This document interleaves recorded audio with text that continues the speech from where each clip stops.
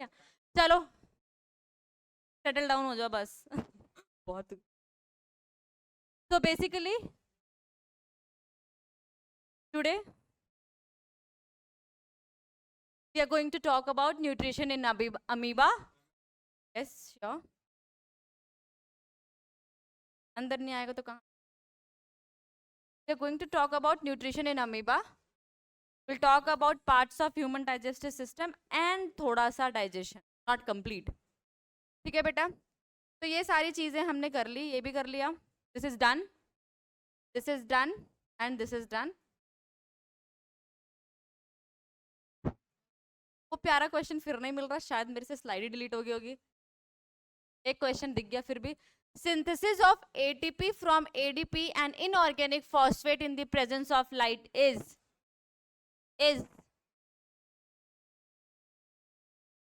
I'm repeating, synthesis, जिसने बोला ना लाइट रिएक्शन और जिसने डार्क रिएक्शन बोला, दोनों ही अपने आप को नालायक घोषित कर दो. PS1 वाला तो महानालायक घोषित कर लो खुद को. Synthesis of ATP from ADP, photophosphorylation, dilation नहीं राइलेशन, फोटोफॉस्फोराइलेशन.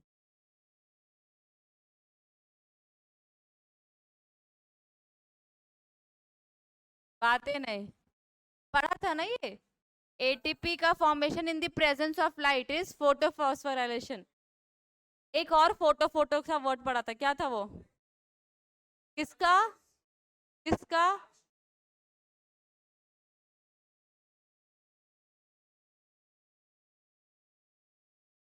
सिंथेसिस था, ब्रेकडाउन.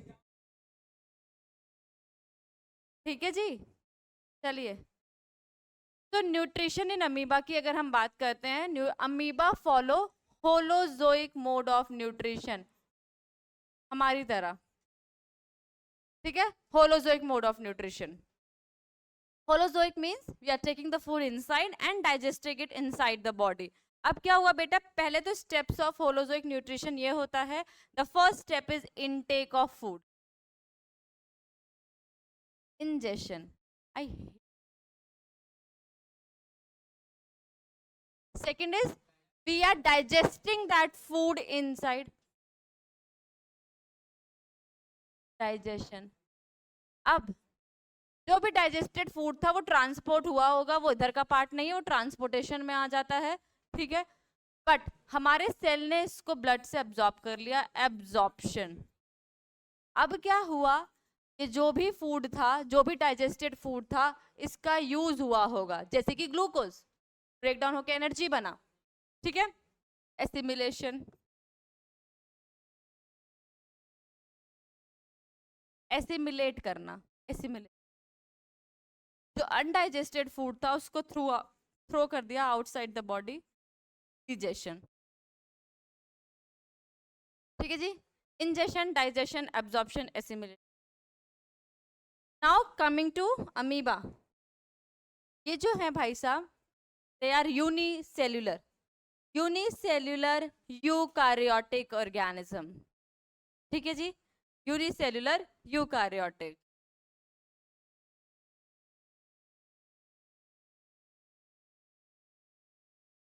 यूनिसेल्युलर है मतलब एक ही सेल है जो कि सब कर रहा होगा, ingestion, digestion, assimilation, absorption, egestion.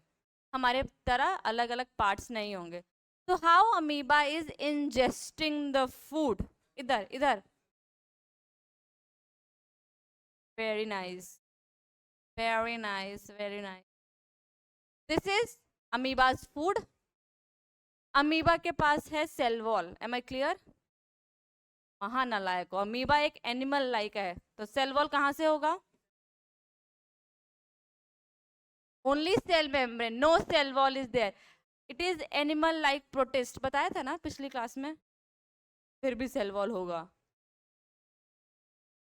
हाँ, तो एनिमल लाइक प्रोटिस्ट है ये. तो जो प्लाज्मा मेम्ब्रेन होती है, अगर थोड़ा सा भी 9th क्लास में सेल पढ़ा होगा तो आपने पढ़ा है कि प्लाज्मा मेम्ब्रेन का जो मॉडल है फ्लूइड मोज़ेक होता है. मीन्स प्लाज्मा मेम्ब्रेन फोल्ड हो सकती है, फोल्डेबल। तो जैसे ही खाना इसके पास आया, प्लाज्मा मेम्ब्रेन ने फोल्डिंग्स बनानी शुरू कर दी। ठीक है, तो ऐसा अपीयर हुआ कि अमीबा के पास फीट है एंड उससे वो क्या कर रहा है, फूड को इनटेक कर रहा है।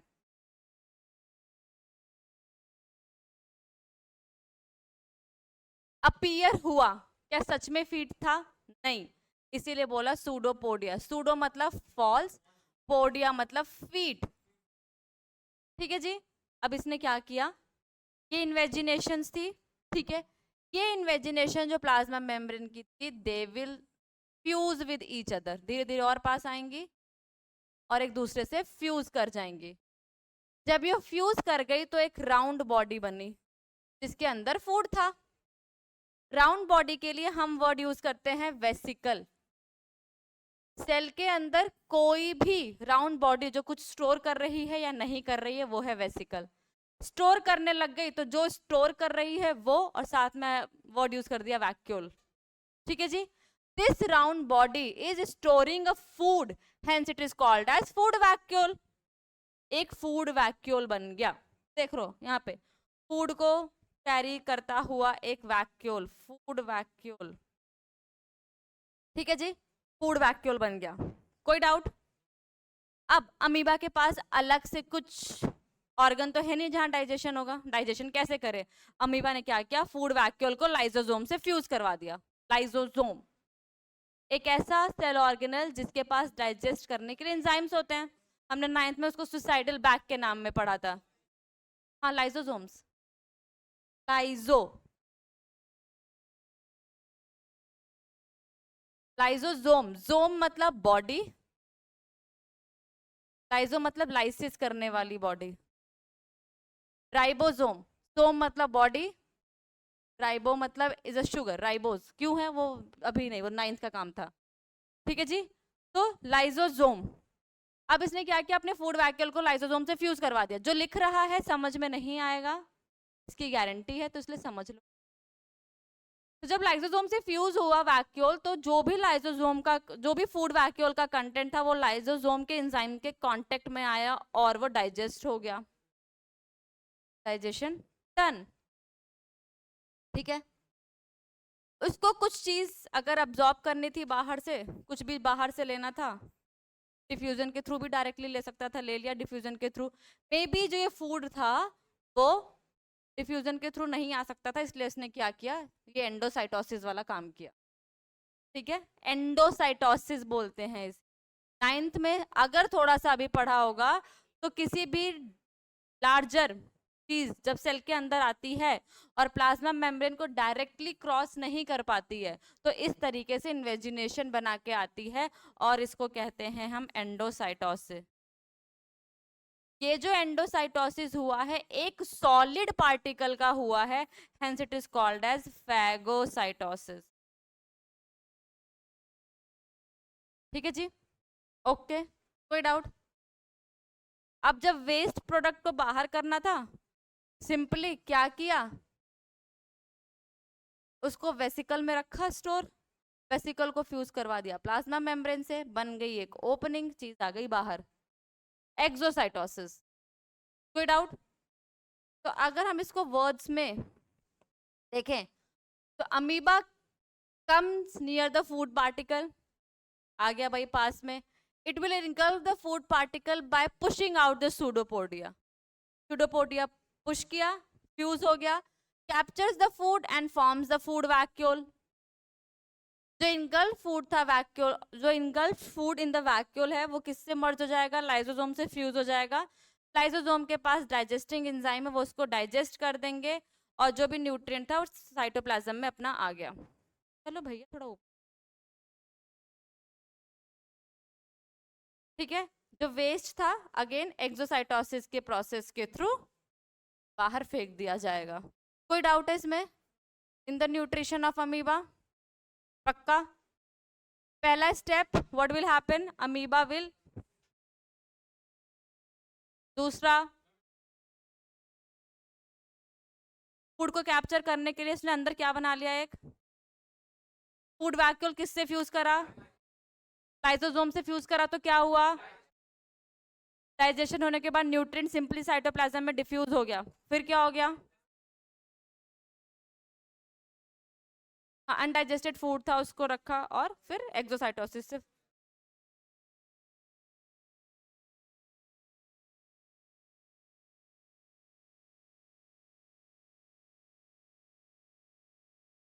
अमीबा के फूड का सिंपल उससे डाइजेशन, बेटा मेनली डाइजेशन ऐसे ही हुआ है, ठीक है, ओके। वो ये बताया, देखो अगर फूड वैक्यूल के अंदर है तो फूड वैक्यूल को उससे फ्यूज करना ही पड़ेगा, ठीक है। अगर if there is something outside obviously वो सिंपली डिफ्यूज करके भी डाइजेस्ट हो सकता। बेटा देखो ये एक सेल है, एक ही सेल में सब कुछ हो रहा है।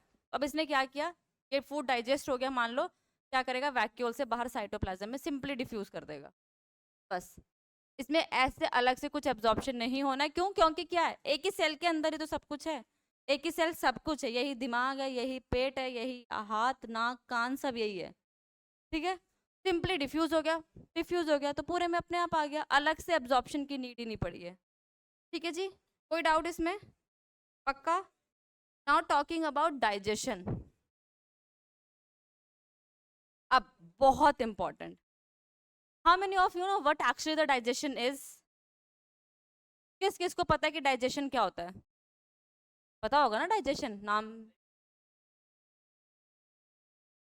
Breakdown of complex substances into simpler, तो कोई लग रहा है कि कुछ और भी हो सकता है, the statement is totally incomplete, अगर जिसने भी केवल ये बताया है breakdown of larger into simpler, it is totally incomplete state, no.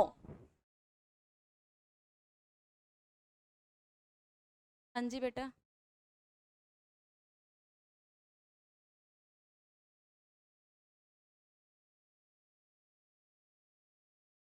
Sensible, देखो अब यहाँ समझो, हम पढ़ते हैं, इसको ऐसे रिलेट करो, हम पढ़ते हैं बेटा हमारे पास स्टार्च है, ये हम पढ़ते आए हैं, ये स्टार्च ग्लूकोज में ब्रेक डाउन होता है तो डाइजेशन होता है, कोई डाउट, कोई डाउट, पक्का।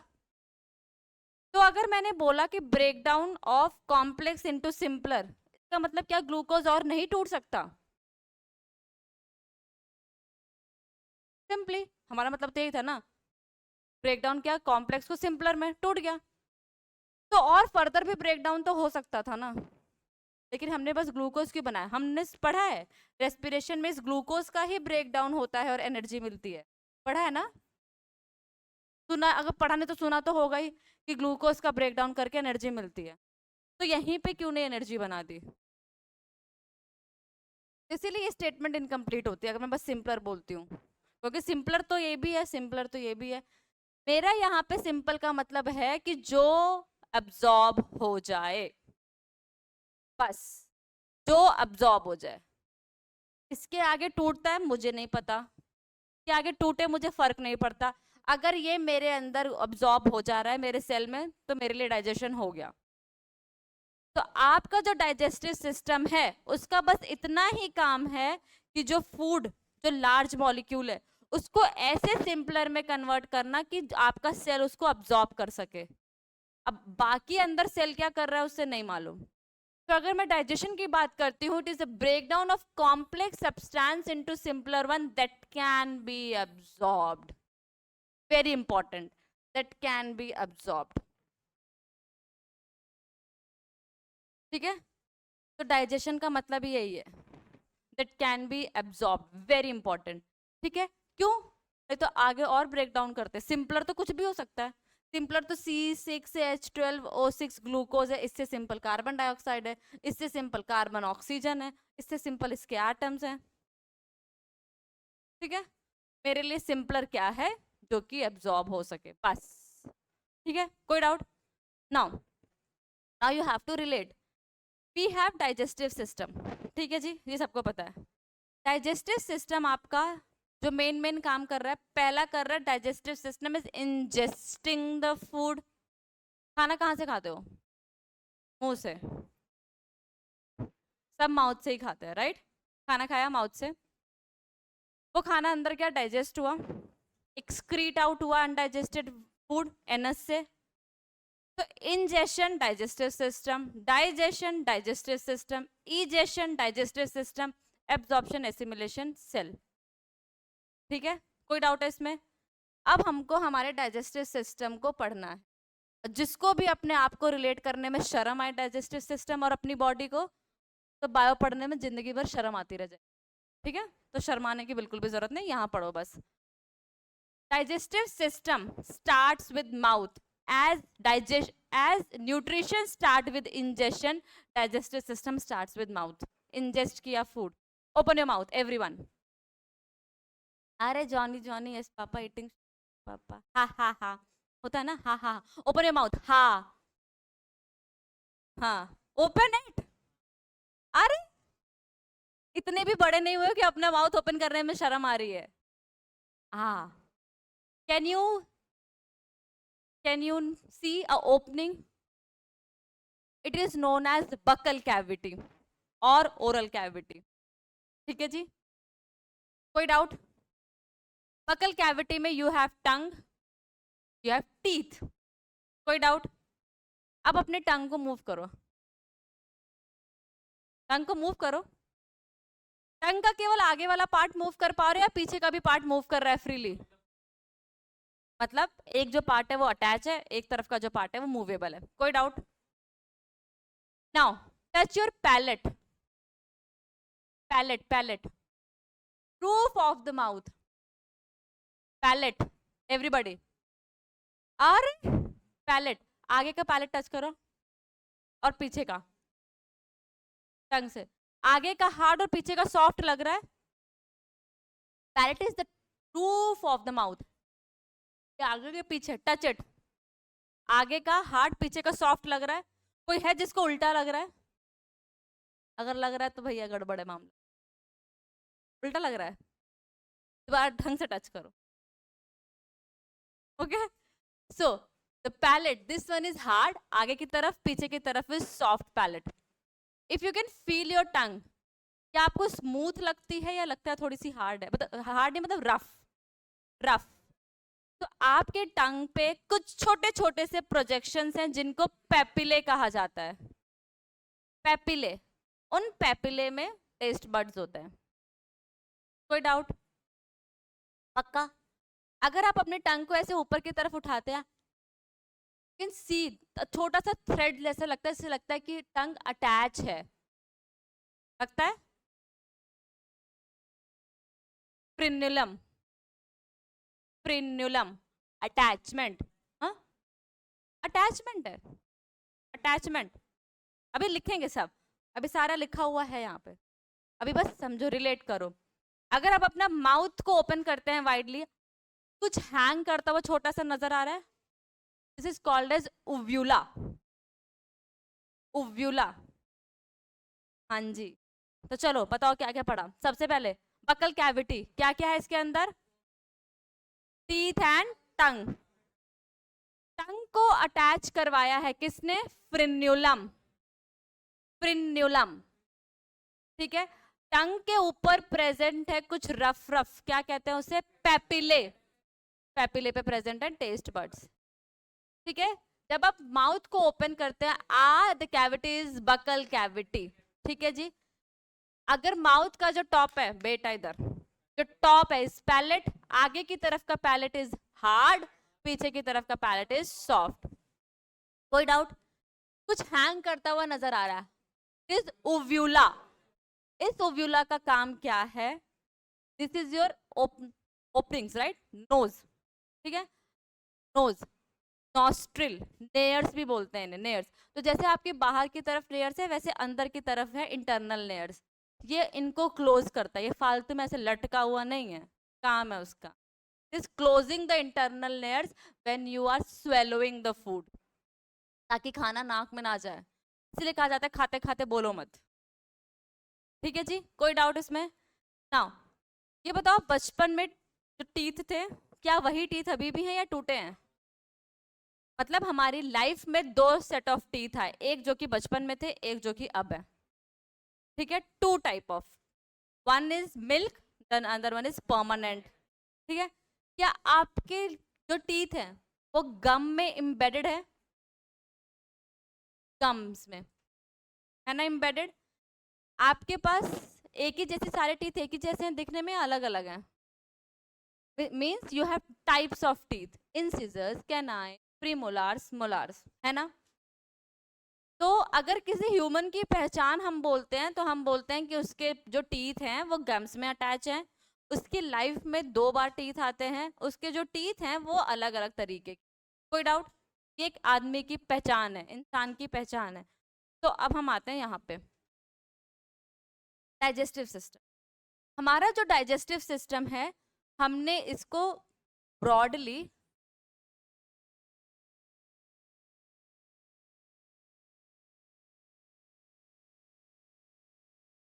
दो पार्ट में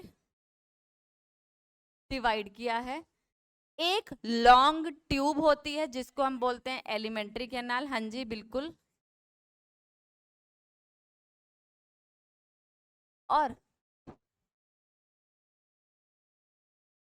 सॉरी, इससे एसोसिएटेड रहते हैं कुछ ग्लैंड्स जिसको हम कहते हैं एसोसिएटेड ग्लैंड्स।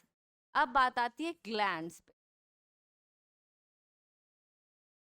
कर ग्लैंड्स, ग्लैंड्स कोई भी चीज जो कि कुछ सिक्रीट कर रही है, वो एक सेल भी हो सकता है, ठीक है जी, वो एक कंप्लीट ऑर्गन भी हो सकता है, कैन बी एनीथिंग, ठीक है। तो अगर मैं बात करती हूँ ग्लैंड्स,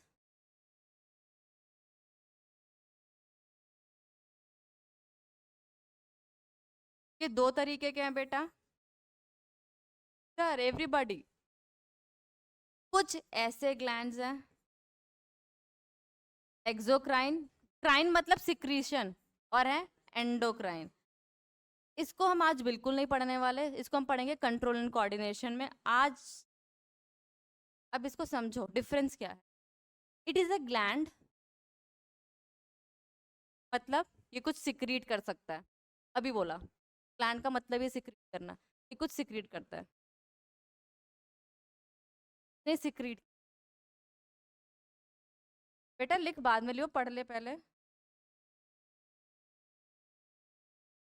ये जो सिक्रीशन है इसके पास जाना है, ठीक है, कोई डाउट है? इसके पास जाना है, ऑर्गन है, एक ऑर्गन है जिसके पास इसका सिक्रीशन जाना है। तो सिक्रीशन कैसे जा रहा है?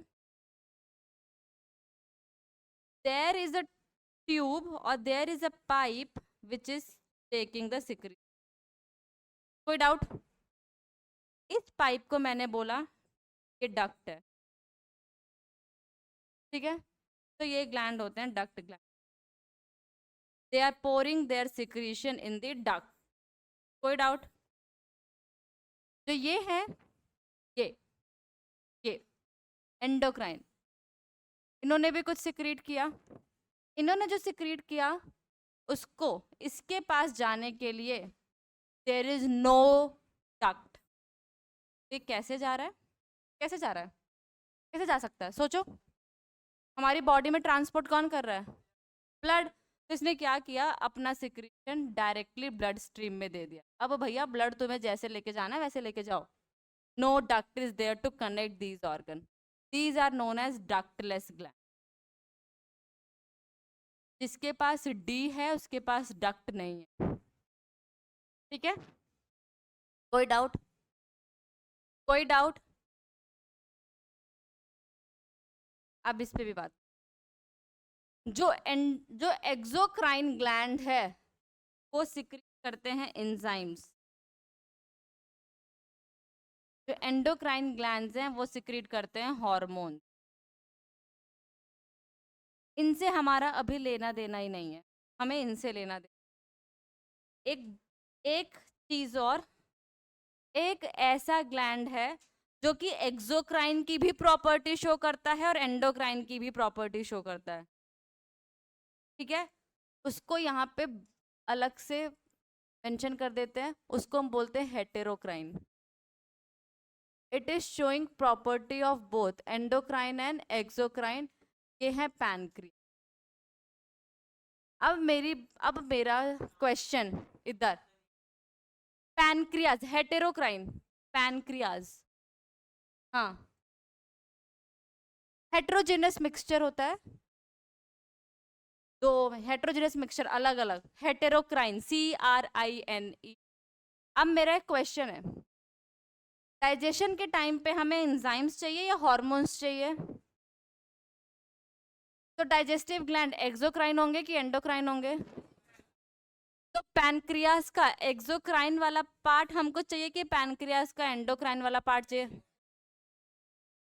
क्या कोई डाउट है इसमें? कोई डाउट? एक और चीज, एंजाइम्स। अब एंजाइम्स के बारे में थोड़ा सा समझ, कैटलिस्ट किस किस को पता है क्या होता है कैटलिस्ट?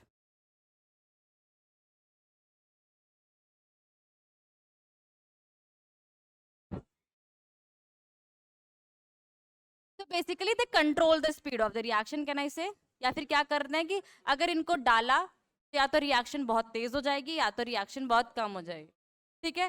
बेसिकली रिएक्शन को कैरी करने में बहुत इंपॉर्टेंट पार्ट, तो जो अपना एंजाइम है वो बायोलॉजिकल रिएक्शन को कैरी करने में बड़ा इंपॉर्टेंट पार्ट प्ले कर रहे हैं, इसलिए इसको बोलते हैं बायोकैटलिस्ट। बना किसका है? प्रोटीन, प्रोटीन एशियसिन, ठीक है जी? ये लिखो फिर आगे बढ़ते हैं, हो जाए तो बताना, बहुत टाइम लेना मत लिखने।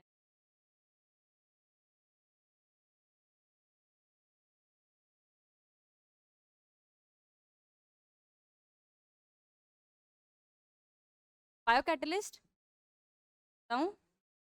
कोई डाउट है? Enzymes are the catalyst which are involved in biological reactions, hence we call them as biocatalyst।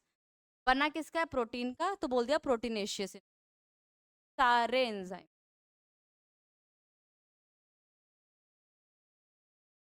हाँ हाँ, तो उनके बिना रिएक्शन नहीं होगी ना।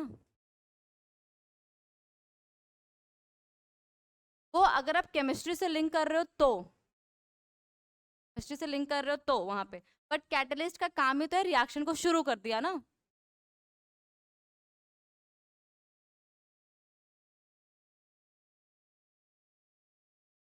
तुम लोग का ब्रेक कब होता है? दूसरी क्लास टाइम? नहीं नहीं नहीं नहीं नहीं, 10-10 मिनट्स वाला जो रहता है।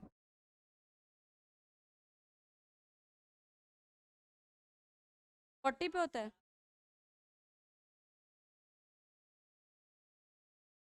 Want break? ले लो।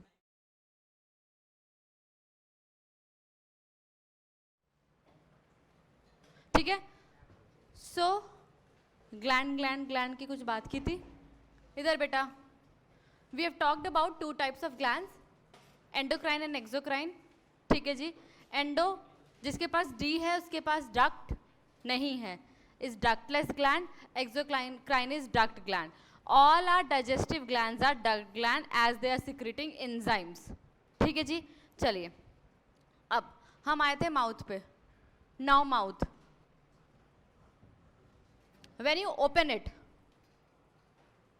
दो में डिवाइड किया गया है इसे। ये जो आपकी लिप्स दिख रही हैं और लिप्स के अंदर का पूरा पार्ट टीथ के ऊपर तक, that is called as vestibule,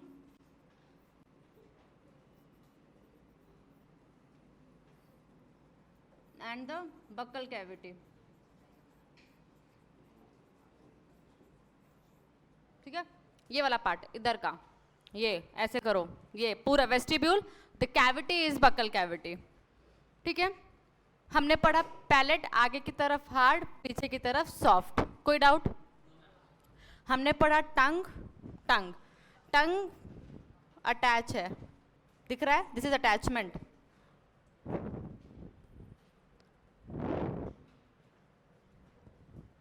this is attachment, cool? This is ovula, this part दिख रहा है? तो यही पढ़ा था हमने, बस आगे बढ़ते हैं। Talking about dentition,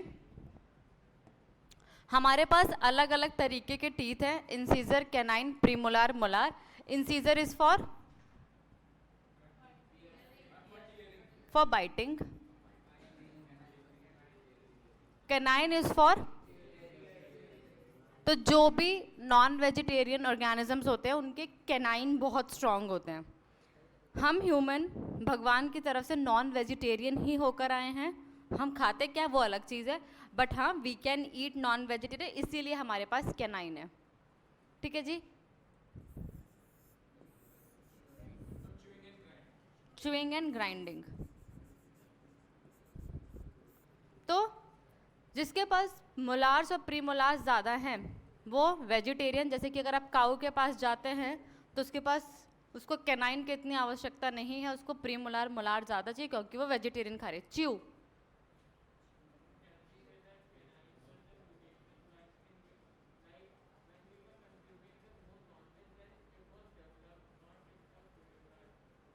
we can. ठीक है जी बेटा. Coming back to dentition, we have 4 different types of teeth: incisor, canine, premolar, molar. The dentition is called as heterodont. Hetero means different, dont मतलब dentition से लिया गया. Thecodont means it is embedded in the jaw. Diphyodont, 2 अलग तरीके के teeth आते हैं in a lifetime. कोई doubt? तो ये ह्यूमन डेंटिशन है. ये वर्ड्स का मीनिंग पता होना चाहिए. What is heterodont, what is thecodont and what is diphyodont. Hetero means we have 4 different types of teeth: incisor, canine, premolar, molar. Thecodont, our teeth is embedded in the gums. Diphyodont, हमारी life में 2 तरीके के teeth आते हैं, 2 sets of teeth. ठीक है जी. आप ये नाम लिख लो एटलीस्ट.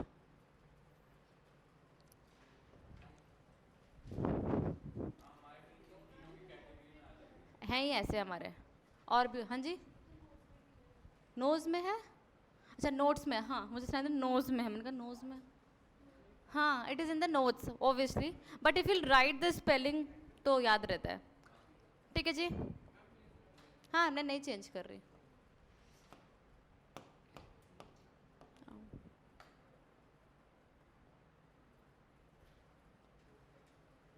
चलिए.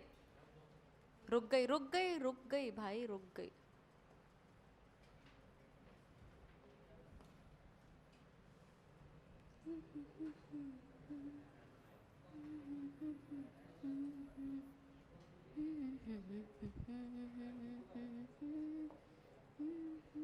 चलो टीथ बात करते हैं. एक टूथ दिखता कैसा है. आपको जो वाइट वाइट पार्ट विजिबल हो रहा है it is called as crown. Crown, the part which is visible, which is present outside the gum is crown. जो पार्ट embedded है gums में it is called as root. इन दोनों को थोड़ा सा डिफ्रेंशिएट करने के लिए neck is there, but broadly crown and root. Root is the part which is embedded in the gum. Crown is the part which is present outside the gum and it is visible. जो दिखने वाला part है वो white colour का होता है because of the presence of enamel. कोई doubt? The crown is covered with a white enamel which protects the tooth. It is the hardest substance in the body. अगर एक बार खराब हो गया तो रिपेयर होने की गुंजाइश बहुत कम होती है. Enamel. Coming back to inside the enamel. Inside the enamel dentine is there. Bone की तरह होता है, बहुत हार्ड होता है. मेन काम क्या होता है, ये जो कैविटी है ना आपकी, ये कैविटी ये वाली, इसको प्रोटेक्ट करना. ठीक है.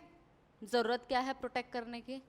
इसी कैविटी के अंदर बेटा है आपका नर्व्स और ब्लड वेसल्स. इसी कैविटी के अंदर आपकी नर्व्स और ब्लड वेसल्स है. इस कैविटी को कहा जाता है पल्प कैविटी. ठीक है. कोई डाउट? अगर कोई कैविटी यहाँ पर है, नो पेन, यहाँ पर है, कांट फील द पेन, यहाँ पहुंची you can feel the pain. Why? Nerves हैं. नर्व्स ही सेंसरी ऑर्गन है, सेंस ही उन्हीं से आता है. ठीक है. मेरा नेल यहाँ पर है, कुछ फ़र्क ही नहीं पड़ रहा। अगर ये यहाँ तक टूटेगा तो फ़र्क पड़ेगा, क्यों? क्योंकि नर्व्स। ठीक है जी। तो इसीलिए बहुत ज़रूरी है कि इसको प्रोटेक्शन दी जाए, जो कि डेंटिन दे रहा है। कोई डाउट? ठीक है। So under the enamel is dentin which is the hardest. फिर उसके बाद डेंटिन जो है आपकी पल्प कैविटी को सराउंड करता है। Pulp cavity blood vessel, nerves और कनेक्टिव टिश्यू को स्टोर करती है। I think this is not in the module, just go through with it once. Module देखो, अगर है तो वेल एंड गुड, नहीं है तो लिखो।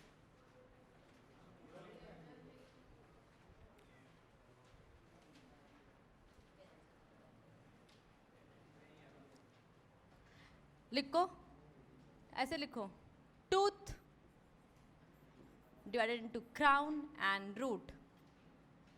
ठीक है जी। क्राउन में प्रेजेंट है इनेमल। इनेमल देखो बस यहाँ तक है, ये देखो, ये देखो दिख रहा है जो ये वाइट पार्ट, बस इतना है इनेमल, इतना बस। ठीक है, ओके जी, जॉट इट डाउन।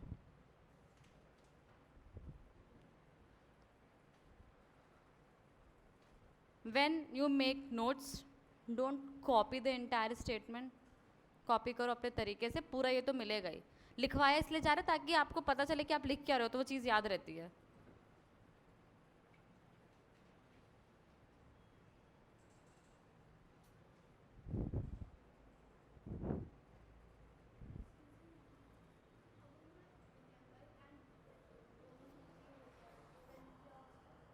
एक्सट्रैक्ट कर देते हैं। कैप, हाँ आरसीटी या फिर रूट कैप, जिससे काम चले, डिपेंड्स।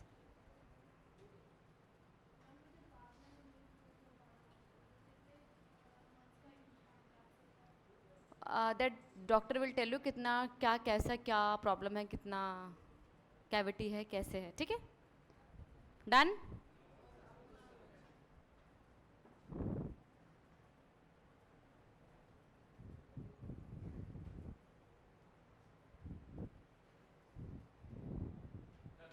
चलो अब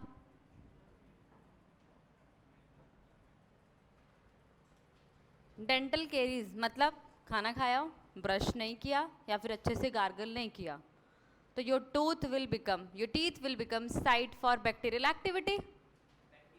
बैक्टीरिया आएगा, एसिड प्रोड्यूस करेगा, दांत खराब होगा।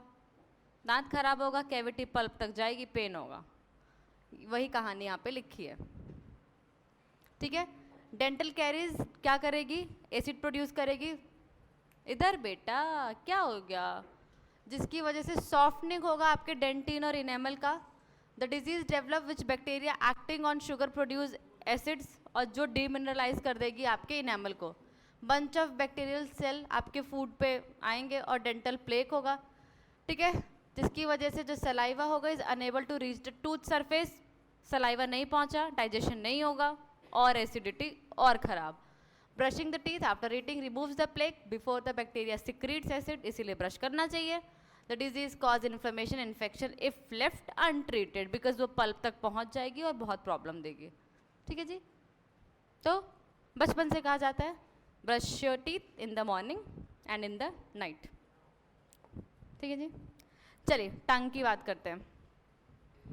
टंग रफ है, क्यों? क्योंकि पैपिले हैं। पैपिले क्या करते हैं? सम सम सम ऑफ द पैपिले, ऐसा नहीं कि जितने पैपिले हैं सबके पास टेस्ट बर्ड है, some of the papillae contain taste buds in them. ठीक है, we can move our muscle, our tongue made up of muscular tissue, skeletal muscle, cardiac muscle और स्मूथ मसल्स। तो ये बनी है स्केलेटल मसल की। बाद में पढ़ते हैं, थोड़ा चेंज आता है, बट अभी इस लेवल पे स्केलेटल मसल पढ़ेंगे। Attached to the floor of the buccal cavity frenulum. ठीक है, कोई डाउट?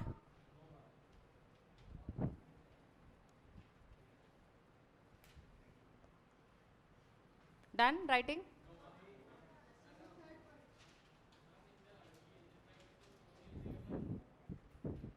थोड़ा सा तेज। हाँ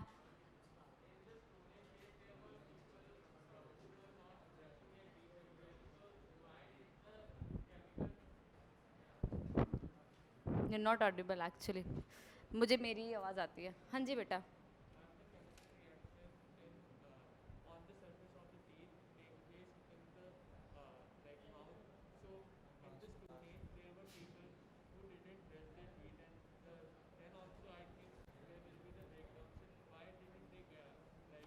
See, basically the point is this: we should not allow the growth of the bacteria, right? If we are gargling it and if it is removing the food, then it's fine. Maybe ऐसा तो होगा नहीं कि they were even not gargling. Brushing is important because obviously पूरा अच्छे से what the hell. हाँ जी बेटा. So what is happening? Saliva is there, right? So if there is infection or something like that, saliva won't be able to reach that part. If saliva is not able to reach that part, if not able to reach that food, it won't be able to digest. Mask या तो तार के बाद में बोलना, class के बाद पूछ रहे, बिकॉज आवाज़ नहीं आ रही बिल्कुल भी.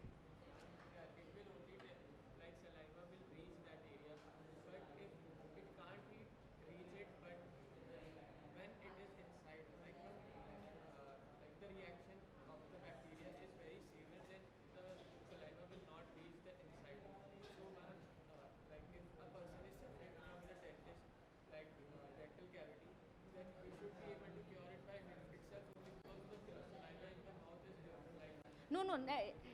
So basically, we are saying that if it is up to a limit, okay, if it just started the cavity, then if we are brushing, we will be able to. But the problem is that we only recognize when it's reached up to a limit.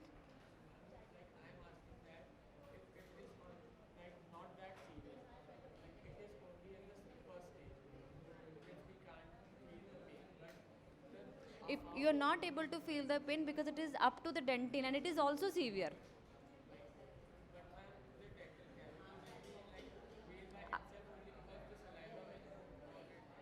We are giving a point only here कि the आवाज नहीं, how severity is increases because saliva is not able to reach at that particular point.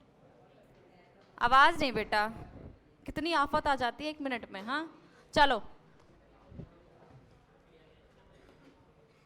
Now we are going to talk about a part इधर बेटा, that is called as pharynx.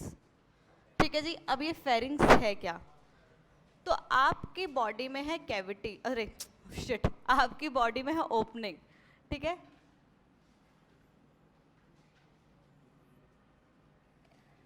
एक opening ऐसे है और opening है ऐसे. ठीक है जी. एक आगे की तरफ है. If you can feel it, दिख रहा है, ये दिख रहा है, लैरिंग्स वैरिंग्स सबको दिख रहा है. आगे दिख रहा है ये यहाँ पे ऐसे ना सी शेप स्ट्रक्चर है. ठीक है. अभी क्या है बाद में पढ़ेंगे. बेसिकली आगे की तरफ आपका विंड पाइप है. ठीक है. इसके ऊपर ये सी शेप स्ट्रक्चर है जिनको कार्टिलेजिनस रिंग कहा जाता है. पीछे की तरफ इज योर फूड पाइप और ईसोफेगस. ठीक है. तो ये जो कॉमन पार्ट बचा इसी को फेरिंग्स कहते हैं. ठीक है. ओके जी. कोई डाउट है इसमें? तो इधर इधर एवरीबॉडी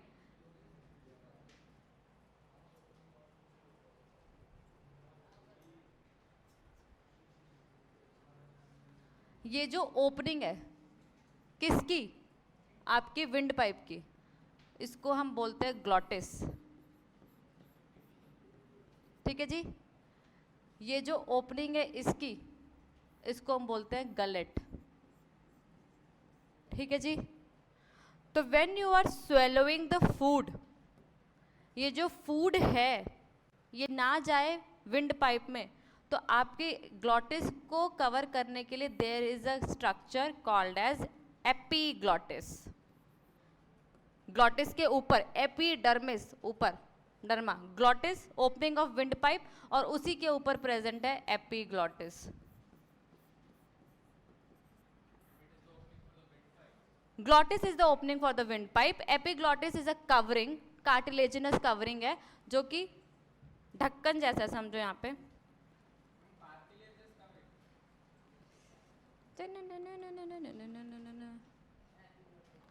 इसके ऊपर ऐसे कैप लाइक स्ट्रक्चर, इसको क्लोज करने के लिए इसको हम बोलते हैं ग्लॉटिस के ऊपर प्रेजेंट है, हेंस एपिग्लॉटिस। कोई डाउट? हाँ ठीक है जी। इस इनका हमको कुछ लेना देना ही नहीं है, हम रेस्पिरेशन में देखेंगे ये क्या है, हमें पता है गलेट है, ठीक है।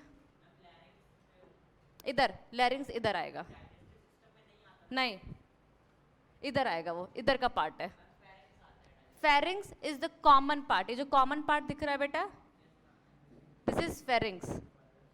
ये वो जगह है जहां पे आपने ब्रीथ किया तो एयर आई, आपने खाना खाया तो फूड आया, ठीक है। Coming back to our image, देखो बेटा ये जो आपको पार्ट दिख रहे लिखे हुए, ये है पूरा फेरिंग्स, ठीक है। यहाँ पे आपने खाना खाया तो खाना आया, ठीक है। ब्रीद इन किया तो एयर आई, कोई डाउट? अब इसके पार्ट होते हैं, ज़्यादा हमें बॉदर करने की ज़रूरत है नहीं, इतना जो हम ये पार्ट होते हैं, हमें इनको इतना पढ़ने की ज़रूरत है नहीं अभी, बस हमें पता है कि फेरिंग्स होता है, ठीक है। नाम से समझ में आ रहा है, जो नेजल के पास नेजोफेरिंग्स, जो लेरिंग्स के पास लेरिंजोफेरिंग्स, जो बीच का पार्ट ओरोफेरिंग्स। हमें नहीं जानना, न जानने की ज़रूरत है अभी, फेरिंग्स है। So pharynx is the common passage for air and food. पीछे की तरफ it is opening into oesophagus, दिख रहा है पीछे की तरफ इट इज ओपनिंग इनटू, ये अपना इसोफेगस है, कोई डाउट? आगे अपना पेट आ जाएगा, वाई शेप ट्यूब है, common passage between food and air, on dorsal sides open into oesophagus. This is about pharynx, ठीक है जी, कोई डाउट? ठीक है। अब आगे की तरफ विड पाइप है, आपको फील हो रहा होगा, टच कर रहे हो तो सी शेप की रिंग दिखती है, फील होती है प्रॉपर। बॉयज में एडम्स एप्पल इधर का ही है वो, ठीक है, कोई डाउट? वॉइस बॉक्स इधर ही है, इधर अपना खाना है, फूड पाइप। यहाँ पे आपको ओव्यूला भी दिख रहा होगा, दिख रहा है? अगर नाक, ये नाक है तो तीसरे वाले पार्ट को समहाउ क्लोज करेगा ये ओव्यूला, क्या? कोई डाउट? चलो आगे बढ़ते हैं। अब पहुंच गए टमी, इसोफेगस पे नहीं, इसोफेगस हो चुका है, कहाँ पहुंच गए? स्टमक। आए हम नहीं बता रहे अभी, हम बताएंगे जब बताना होगा, अभी जो ज़रूरत है वो काम का। कमिंग बैक टू डायग्राम, इधर मैं कहती हूँ जहाँ जहाँ डाइजेशन होगा वहाँ वहाँ डाइजेस्टिव ग्लैंड्स होंगे, जहाँ जहाँ डाइजेशन नहीं होगा वहाँ वहाँ डाइजेस्टिव ग्लैंड्स नहीं होंगे, but obvious oesophagus no digestion. बेटा इधर, ठीक है। अब पहला पार्ट हमने क्या पढ़ा डाइजेस्टिव सिस्टम का? बकल माउथ या बकल कैविटी। दूसरा, इससे पहले एक और पढ़ा था, ईसोफेगस से आगे जाएंगे तो क्या है? ठीक है, ये स्टमक ओपन हो रहा है, इसमें अगर दिख रहा होगा तो ये स्मॉल स्टेन यहाँ पे ओपन हो रही है, किसी में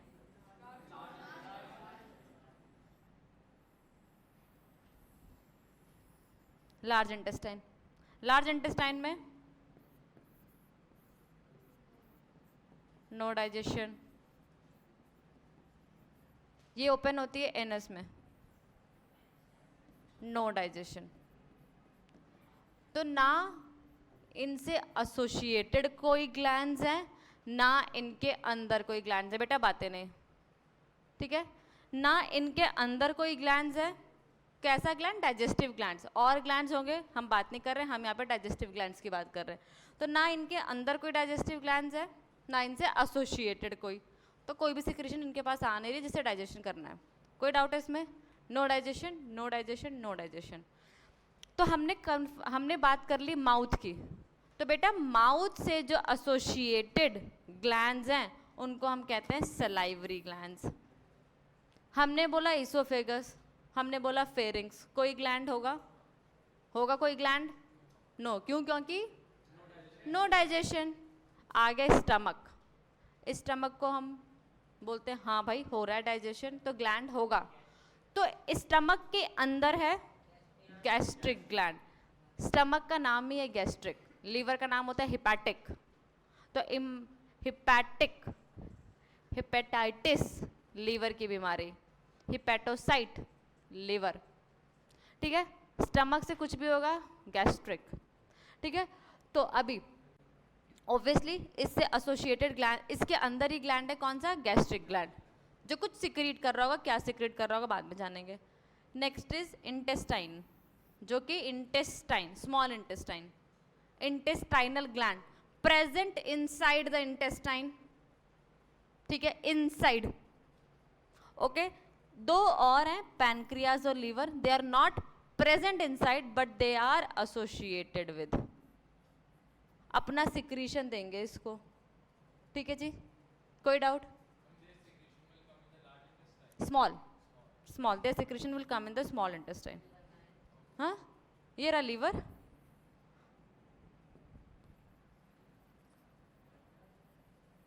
If you can see, this is your liver, this is your pancreas, the leaf-like structure. They will pour their secretion in the small intestine. So they are associated with the small intestine. Okay, hence we are calling it as associated gland. Okay, कौन कौन सा? liver और pancreas. So हमें इतना समझ में आ गया, esophagus no digestion, no associated gland, nothing is present inside. कौन सा? डाइजेस्टिव। और होगा मुझे नहीं पता, मैं यहाँ पे डाइजेस्टिव ग्लैंड की बात कर रही हूँ, ठीक है जी। कोई डाउट? तो माउथ पढ़ा तो कौन सा ग्लैंड? सलाइवरी। इसोफेगस पढ़ा तो कौन सा ग्लैंड? स्टमक पढ़ा तो कौन सा ग्लैंड? स्मॉल इंटेस्टाइन पढ़ा तो इंटेस्टाइनल इज इनसाइड। एसोसिएटेड कौन कौन से हैं? Pancreas and liver. Large intestine, anus,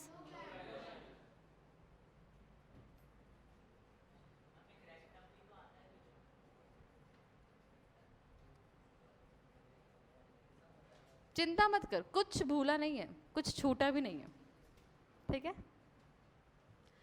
now coming back to oesophagus, digestion नहीं कर रहा तो क्या कर रहा है?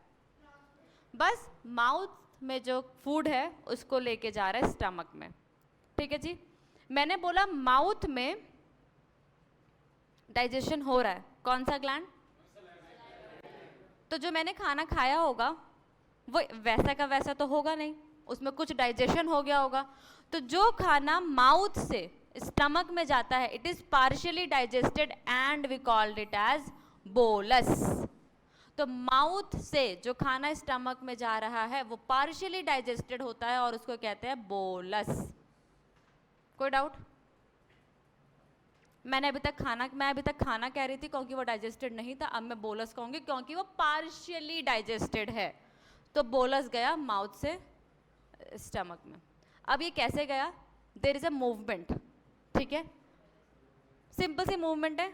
कोई पाइप लो, उसमें कोई चीज़ किया भी होगा, पाइप को पकड़ के ऐसे किया, नीचे चला गया, ऐसे किया, नीचे चला गया, दैट पचक पचक सा मूवमेंट हो रहा है, बस इसको हम कहते हैं पेरिस्टालिसिस। एक बार कॉन्ट्रैक्ट, एक बार रिलैक्स, एक बार कॉन्ट्रैक्ट, एक बार relax, contract relax, this is peristalsis, ठीक है। कुछ नहीं हो रहा, सिंपल सा मूवमेंट है। यहाँ पे मसल्स हैं, एक बार कॉन्ट्रैक्ट कर गई तो फूड यहाँ पर आ गया, इसको कॉन्ट्रैक्ट किया तो फूड यहाँ पर आ गया, बस that movement is called as peristalsis और पेरिस्टालिटिक मूवमेंट।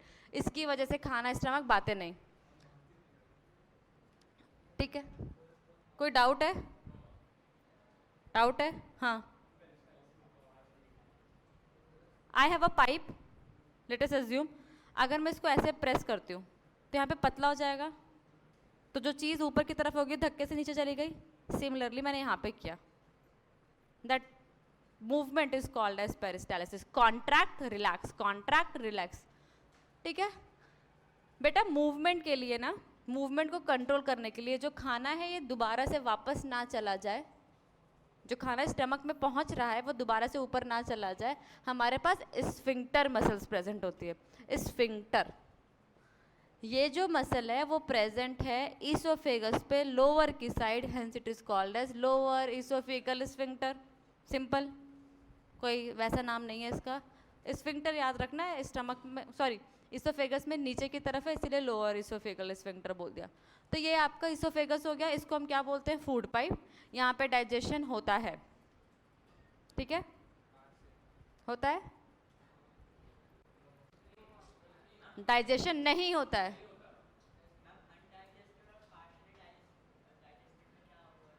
पार्शियली डाइजेशन मतलब उसमें कुछ डाइजेशन हुआ है, अभी बाकी है। हाँ, अनडाइजेस्ट मतलब हुआ ही नहीं, हुआ ही नहीं, अनडाइजेस्टेड है वो, हुआ ही नहीं या हो ही नहीं सकता, दोनों चीज़ें। ठीक है, कोई डाउट है इसमें? पक्का? चलो अब आगे पहुंचते हैं। खाना पहुंच गया ही स्टमक में, ही stomach. Stomach is J shaped organ, is J shape organ.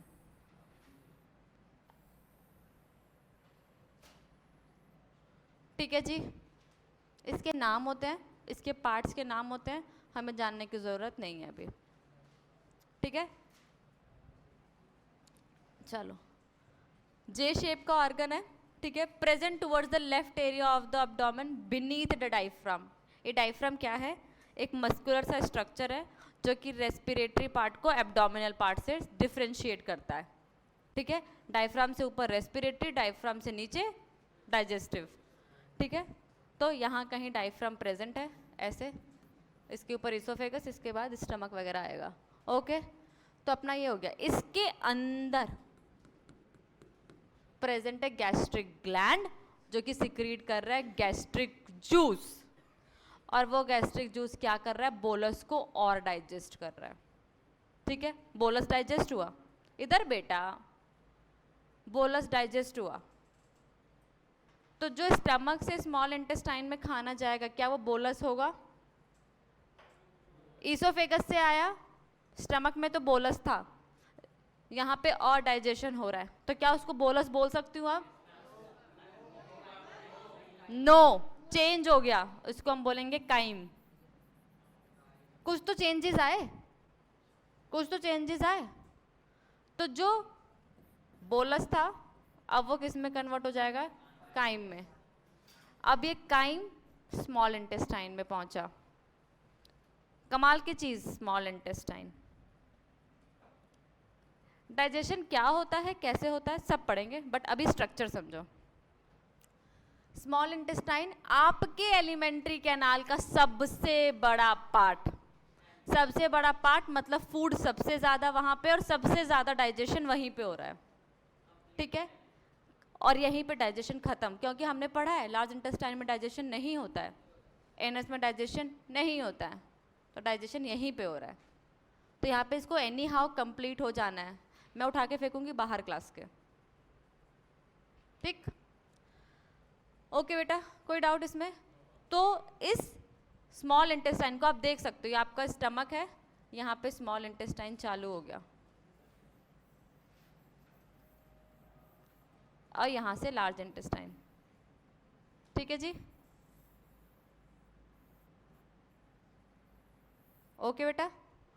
Small intestine को डिवाइड किया गया है पार्ट में, वो पढ़ने हैं duodenum, jejunum, ilium.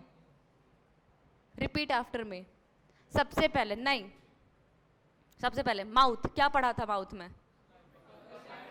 Buccal cavity, salivary glands और टीथ और टंग। पैपिले किस पे प्रेजेंट थे? टंग पे। क्या काम था? टीथ। कैसा डेंटिशन है हमारा? डेंटिशन कैसा है? हेट्रोडोंट, थिकोडोंट, डाइफियोडोंट। ठीक है, टीथ के कौन से पार्ट पे इनेमल है? टूथ के कौन से? क्राउन पे। नर्व्स कहाँ पे प्रेजेंट है? पल्प कैविटी को प्रोटेक्ट करने के लिए ठीक है, वो स्ट्रक्चर जो कि इंटरनल लेयर्स को प्रोटेक्ट करता है उसे क्या कहते हैं? वो स्ट्रक्चर जो कि इंटरनल लेयर को, मतलब खाना अंदर नाक में ना जाए, उसको प्रोटेक्ट करता है। उव्यूला, टंग को कनेक्ट करने के लिए फ्रेनुलम, ठीक है। ग्लॉटिस में खाना ना जाए, epiglottis. Opening of food pipe, gullet, very good. Food pipe में कौन सा मूवमेंट पड़ा? फूड पाइप से जो खाना स्टमक में जा रहा है क्या बोलते हैं? बोलस। स्टमक में जाके किस में कन्वर्ट होता है? स्टमक कौन से शेप का ऑर्गन? क्या स्टमक में डाइजेशन हो रहा है? कौन सा ग्लैंड? स्टमक के बाद कहाँ पे पहुंचे? स्मॉल इंटेस्टाइन के कितने पार्ट्स? कौन कौन से? इलियम ओपन होगा किसमें? लार्ज इंटेस्टाइन में क्या डाइजेशन हो रहा है? स्मॉल इंटेस्टाइन के अंदर कौन कौन से ग्लैंड थे? खुद का ग्लैंड, इंटेस्टाइनल और दो पैनक्रियाज और लीवर। क्लियर है? चलो नाउ इधर स्मॉल इंटेस्टाइन के 3 पार्ट हैं, ड्यूडेनम, जेजुनम, इलियम, ठीक है। नाउ ड्यूडेनम एक सी शेप का होता है, शॉर्टेस्ट और वाइडेस्ट, ठीक है, ड्यूडेनम। फिर आता है अपना जेजुनम, कॉइल्ड है और लॉन्ग है, अंदर कॉइलिंग है, खूब सारी कॉइलिंग है, कॉइल्ड और लॉन्ग है। फिर अपना आता है इलियम, बहुत ही ज़्यादा कॉइल्ड है और ओपन हो जाता है लार्ज इंटेस्टाइन में। अल्फ़ाबेटिकली है ये, ABCDEFGHI, नहीं उल्टा है।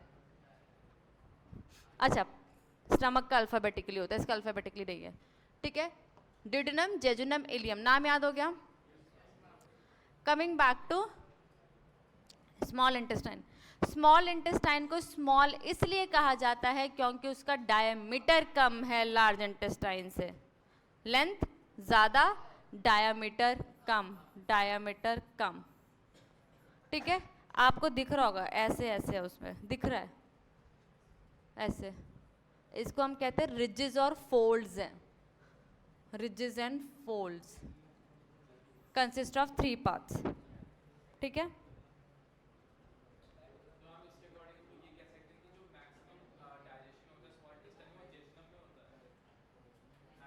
आगे इलियम में भी हो रहा है, इलियम भी इन्वॉल्व है। सबसे ज़्यादा स्मॉल इंटेस्टाइन में, कंप्लीट डाइजेशन स्मॉल इंटेस्टाइन में, ठीक है। कमिंग बैक टू जब हाँ इंटेस्टाइन में, स्मॉल इंटेस्टाइन में। Coming back to large intestine, बेटा इधर ileum, ILEUM, ILEUM, ilium.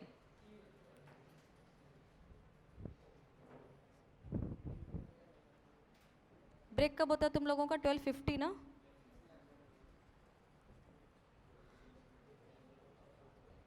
Large intestine, बेटा इधर दे लो ध्यान। लार्ज इंटेस्टाइन की अगर मैं बात करूं तो ये तो हो गया स्मॉल इंटेस्टाइन, ये हो गया लार्ज इंटेस्टाइन, ठीक है, यहां से चालू है। लार्ज इंटेस्टाइन में को 2 में डिवाइड किया गया है, कोलॉन और रेक्टम, कोलॉन और रेक्टम। कोलॉन में अब्जॉर्प्शन पानी का और सॉल्ट्स का और कुछ चीज़ अगर रह गई हो तो, बट सबसे ज़्यादा अब्जॉर्प्शन पानी का। रेक्टम स्टोर करता है टेम्परली अपना अनडाइजेस्टेड फूड या फिर फीकल मैटर, फीकल मैटर को टेम्परली स्टोर करता है, और एनस का तो काम है कि फीकल मैटर को बॉडी से रिमूव करना है। बट लार्ज इंटेस्टाइन का 2 ही पार्ट है, कौन? कोलॉन और रेक्टम, ठीक है। ये जो कोलॉन है इसको भी डिवाइड किया गया है, अगर ये ऊपर की तरफ बढ़ गया असेंडिंग, ऐसे है ट्रांसवर्स, नीचे की तरफ आ गया डिसेंडिंग कोलॉन, और इधर वाला सिग्मोइड कोलॉन, ठीक है। कैसे कैसे? ऊपर की तरफ गया असेंडिंग, ट्रांसवर्स हो गया ट्रांसवर्स, नीचे एंड सिग्मोइड, और लास्ट में क्या है? रेक्टम। तो 2 पार्ट है बेटा, क्या क्या? कोलॉन के दो पार्ट लार्ज इंटेस्टाइन के, सॉरी दो part, colon and rectum. Colon के पार्ट्स डिसेंडिंग के बाद एक और सिग्मॉइड। अब बात आती है बेटा, आपको इससे स्मॉल इंटेस्टाइन से जुड़ा हुआ एक स्ट्रक्चर मिलता है appendix. Appendix is a vestigial organ. Vestigial organ मतलब ये, जब हमारे एंसेस्टर थे उनके लिए ये काम का था, हमारे लिए काम का नहीं है, बस बॉडी में पड़ा हुआ है, हट भी जाए तो काम डाइजेशन में, वो कुछ भी खाते थे, सेलुलोज डाइजेस्ट करना है, कुछ भी करना है उन्हें, हमारे को उसका काम नहीं है। ठीक है, ठीक है, हमारे को उसका काम नहीं है। Vestigial organ, organ which is now not useful for us. Wisdom tooth vestigial, नहीं भी आता है तो फर्क नहीं पड़ता। हाँ, निक्टेटिंग मेम्ब्रेन, बहुत सारी चीजें। यहाँ पे हम वर्मी फॉर्म अपेंडिक्स की बात कर रहे हैं। This is vermi form appendix, appendix है। ठीक है बेटा, रेक्टम क्या है? Leeds into the anus which is kept close through the ring of muscles. यहाँ पे मसल्स रहते हैं, कुछ मसल्स वॉलेंट्री होते हैं, कुछ इनवॉलेंट्री होते हैं। ठीक है, you can control egestion up to a limit, voluntary नहीं कंट्रोल कर सकते, इनवॉलेंट्री। ठीक है, now there is a structure you can see, इसको हम कहते हैं बेटा सीकम। इसके अंदर बहुत से यूजफुल बैक्टीरिया हैं, बहुत से यूजफुल बैक्टीरिया हैं। तो वो बैक्टीरिया हमारी बॉडी के लिए यूजफुल है और हम उनको न्यूट्रिशन दे रहे हैं। सिम्बायोटिक एसोसिएशन, दोनों को फायदा हो रहा है। बैक्टीरिया हमको डाइजेशन में हेल्प, एब्जॉर्प्शन में, बाकी चीज़ें बेसिकली विटामिन, विटामिन का सीन है यहाँ पे, अभी हमें नहीं पढ़ना। ठीक है, सिम्बायोटिक, सिम्बायोटिक मतलब बैक्टीरिया भी को भी हेल्प मिल रही है, हमें भी हेल्प मिल रही है, सिम्बायोटिक एसोसिएशन है। ठीक है, so we talk about large intestine, it has colon which is divided into ascending, transverse, descending and sigmoid. We talked about appendix or vermiform appendix. It is a vestigial organ which is now not of use. We talk about cecum. It is a small structure it is a small structure which consists of symbiotic organism. Then we have rectum जो कि temporarily store करता है fecal matter को। कोई doubt इसमें? Then we have glands. आज हम structure पढ़ेंगे बस, ठीक है।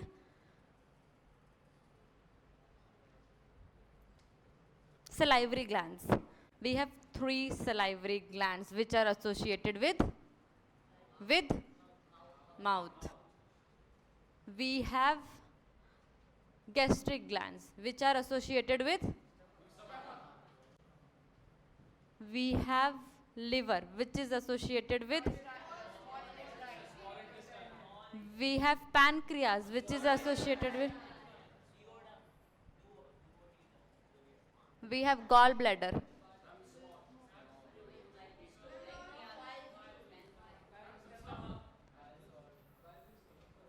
पढ़ेंगे। चलो इधर आओ, कोई डाउट है? क्लियर है सब? Shall we move ahead? याद रहेगा इतना? Talking about salivary gland, salivary gland बेटा एसोसिएटेड है किससे? माउथ से, तो इट इज एसोसिएटेड ग्लैंड्स। ठीक है, हमारी बॉडी में 3 pairs of salivary gland present हैं। 3 पेयर्स माने टोटल 3 पेयर्स। ठीक है, एक हमारा जो सबसे बड़ा है इट इज पैरोटिड, चीक्स में यहाँ पे। दूसरा इज सब मैंडिबुलर या फिर सब मैक्सिबुलरी, this bone is called as mandibular, only movable। आप लोअर जॉ को मूव कर सकते हो, ऊपर वाले जॉ को नहीं। ठीक है, सब मैंडिबुलर लोअर जॉ, सब मैक्सिलरी एक ही बात हो गई। सब lingual below the tongue present है ये ग्लैंड। इन ग्लैंड का काम है कुछ रिलीज करना। सलाइवरी ग्लैंड तो क्या रिलीज करेंगे?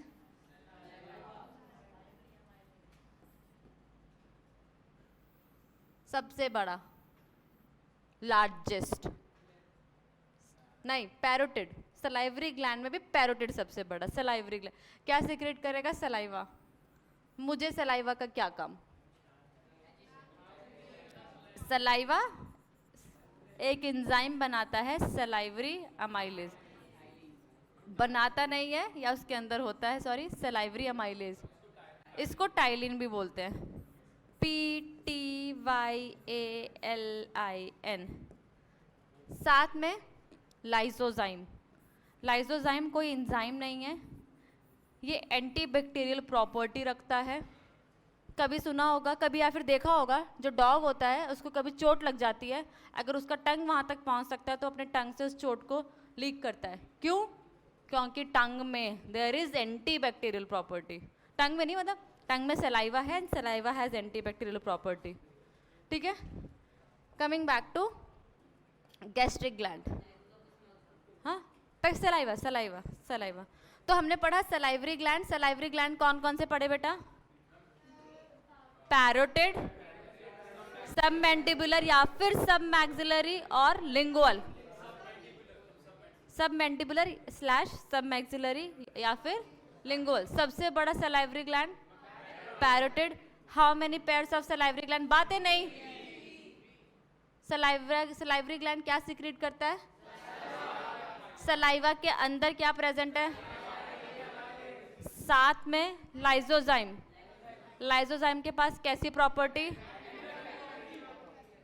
We are talking about next associated gland. इसको पढ़ाते वक्त, इसको पढ़ाने से पहले मैंने इसके बारे में कुछ बताया था थोड़ी देर पहले। क्या बताया था? Yes, it is a heterocrine gland, means it has property for secreting hormones as well as enzymes. जो एंजाइम सिक्रेट करेगा उसके बारे में बाद में बात करेंगे। जो एंजाइम सिक्रेट करता है वो एक जूस में होते हैं, उस जूस को कहते हैं पेनक्रियाटिक जूस। कैसे पीएच में काम करते हैं? Alkaline pH. एल्कलाइन माने बेस। ठीक है, तो एक्सोक्राइन वाला पार्ट क्या सिक्रेट कर रहा है? Pancreatic juice. एंडोक्राइन वाला पार्ट सिक्रेट कर रहा है हार्मोन, इंसुलिन एंड ग्लूकागन।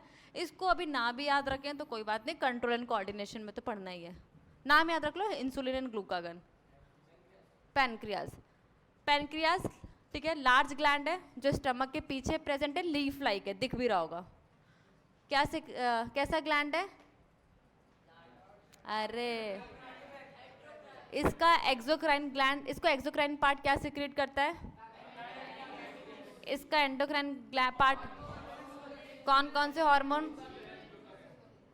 अब एक बात याद रखना, कभी भी अमाइलेज आएगा वो स्टार्च को डाइजेस्ट करेगा। जहां अमाइलेज वहां स्टार्च का डाइजेशन, जहां लाइपेज वहां फैट। लाइपेज मतलब लिपिड, एज मतलब मारने वाला, तोड़ने वाला।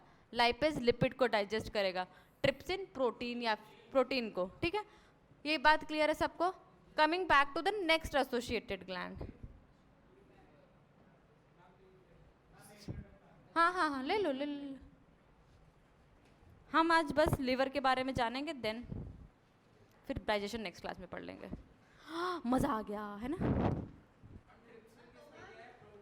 हाँ जी, प्रोटीन। लाइपेज माने लिपिड को तोड़ने वाला या फिर फैट को डाइजेस्ट करने वाला। हेटेरोक्राइन ग्लैंड, हेटेरोक्राइन ग्लैंड मतलब जिसके पास एंडोक्राइन और एक्सोक्राइन दोनों की प्रॉपर्टी है। ये एसोसिएटेड ग्लैंड, एसोसिएटेड मतलब उससे जुड़ा हुआ है। तो अगर मुझे इंटेस्टाइन का काम बताना है तो उससे एसोसिएटेड पैनक्रियाज है, उससे एसोसिएटेड लीवर है। माउथ का काम बताना है तो उससे एसोसिएटेड सैलिवरी ग्लैंड्स हैं। ठीक है बेटा? हाँ हाँ, take your time, take your time.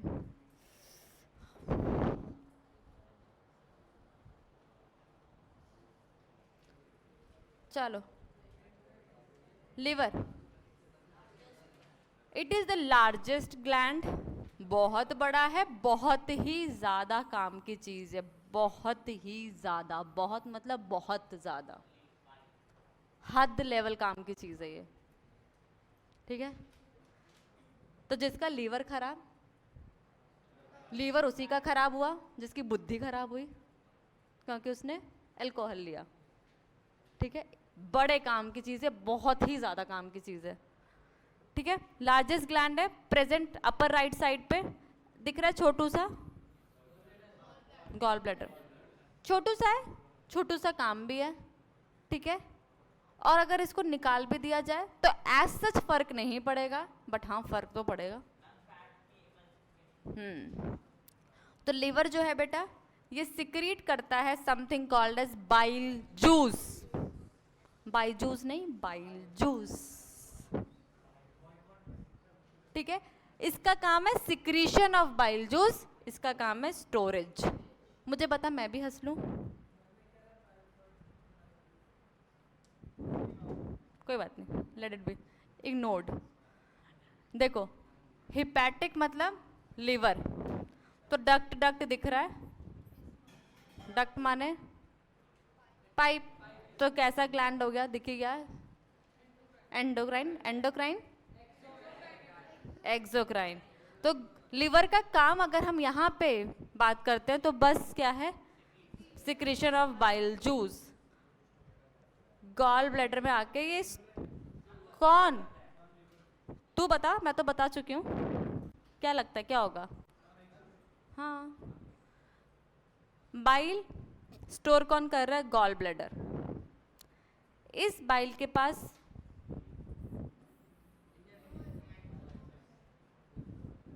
काम क्या करता है, काम क्या करता है, काम क्या करता है, नेक्स्ट क्लास में पढ़ेंगे क्या करता है।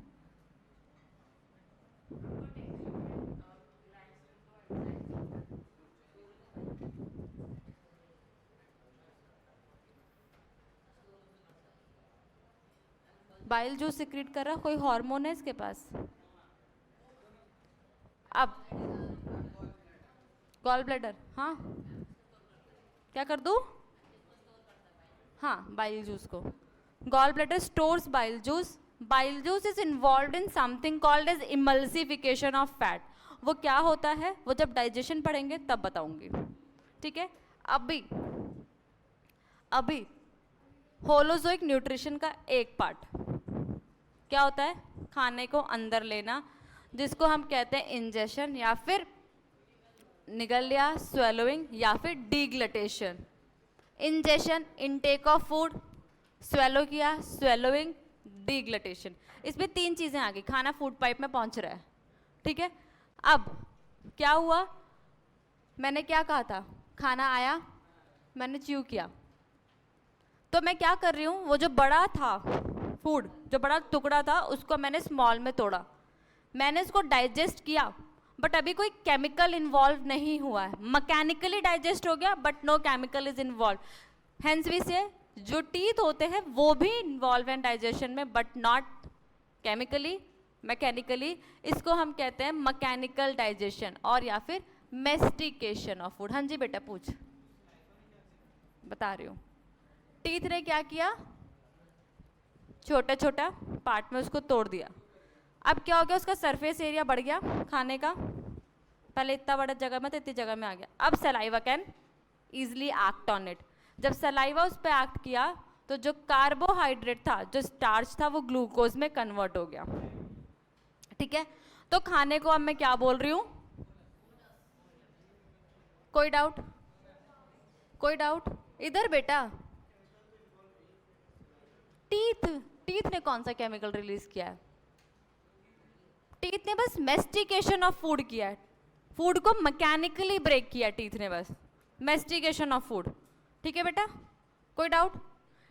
Teeth is involve in mechanical digestion of food called as mastication. इस पे एक्ट किया सलाइवा, डाइजेशन हुआ कार्बोहाइड्रेट का, अब उस खाने को क्या कह रहे हैं हम? बोलस। कोई डाउट? बोलस को voluntarily we are pushing it towards the food pipe, ये वॉलेंट्री फेज है आपका, आप वॉलेंट्री पुश कर रहे हो खाने को। अब जब खाना अंदर आया तो जो आपकी उव्यूला थी उसने क्या किया, इंटरनल लेयर को बंद किया, और एपिग्लॉटिस ने क्या किया, एपिग्लॉटिस को बंद कर दिया, सॉरी ग्लॉटिस को बंद कर दिया, ठीक है। इसको हम बोलते हैं फेरेंजियल फेज, ठीक है।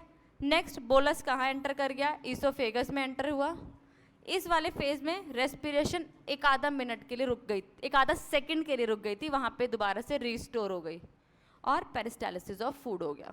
कोई डाउट? इस तरीके से हमारा डिग्लटेशन ऑफ फूड हुआ। सिंपल सी बात, डिग्लटेशन कैसे हुआ? खाना लिया, च्यू किया, एंजाइम एक्ट किए, बोलस में कन्वर्ट हुआ, बोलस को स्वेलो किया, जब स्वेलो किया तो वो ग्लॉटिस में ना चला जाए, एपिग्लॉटिस ने क्लोज किया, ठीक है, और ओव्यूला ने इंटरनल लेयर को क्लोज किया, ठीक है। खाना हमने स्वेलो किया, पेरिस्टालिसिस से फूड, जैसे ही नॉस्ट्रिल्स दिख रहे हैं ऐसे ही अंदर की तरफ है, उनको इंटरनल नॉस्ट्रिल कहा जाता है। Am I clear? Everything class में रिवाइज करके आना। Any idea about this? जिसको नहीं है, this is a QR code. If any of your friend wants to enrol with PW, वो इसको स्कैन करके एनरोल कर सकता है and you will get some benefits. And thank you so much. हाँ, थैंक यू वाली स्लाइड सब